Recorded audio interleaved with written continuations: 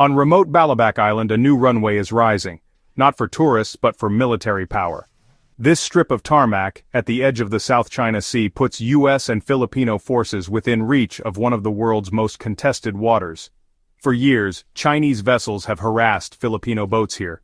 Now, the new runway, built under a U.S.-Philippine defense pact, changes the game. It's a forward base extending the reach of both militaries and signaling a deepening alliance. The project is a direct response to China's own island fortresses nearby. For locals, it's both a promise of security and a reminder they're on the front line of great power rivalry. The runway is more than concrete. It's a symbol of a nation caught between giants. Balabac, once quiet, is now a focal point of global strategy. The Enhanced Defense Cooperation Agreement, or EDCA, is the backbone of America's growing military presence in the Philippines. Signed in 2014, EDCA lets the U.S. build facilities, pre-position equipment, and rotate troops through key Philippine bases without permanent bases.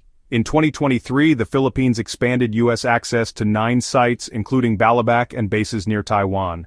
Under EDCA, the U.S. upgrades runways, builds fuel depots, and modernizes infrastructure, benefiting both militaries. The Philippines gains modern bases and a powerful ally.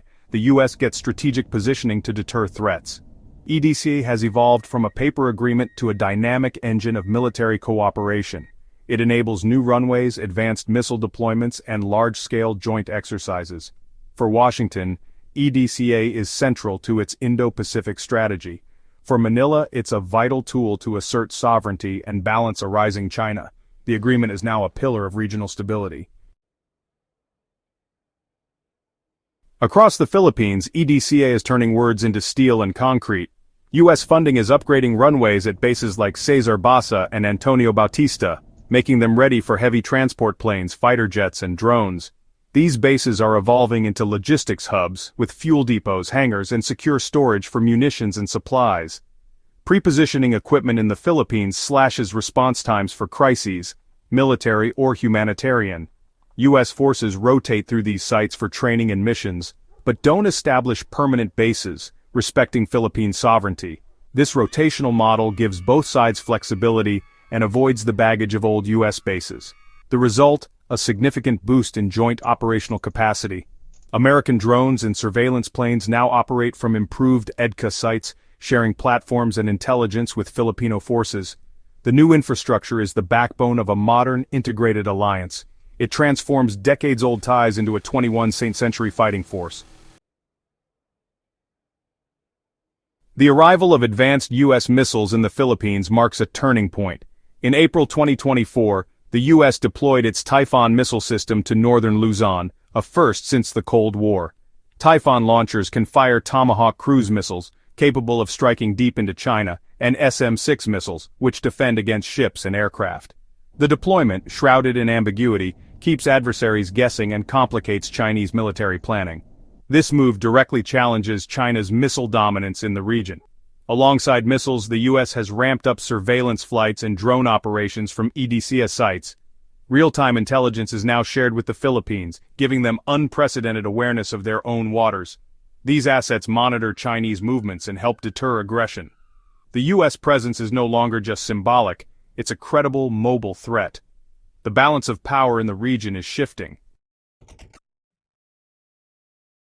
The U.S.-Philippine alliance comes alive during joint military exercises like Balikatan, now larger and more complex than ever. In May 2025, Marines practiced live-fire drills and amphibious landings in key strategic areas.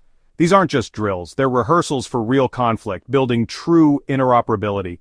Year-round, smaller exercises hone tactics and build trust at every level. In 2024, a landmark intelligence sharing agreement formalized the exchange of sensitive data.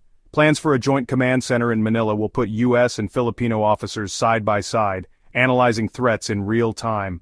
This shared intelligence is a game-changer, letting the Philippines track Chinese vessels and anticipate moves. The alliance is now fully integrated, operationally and in intelligence. It's a partnership built for crisis.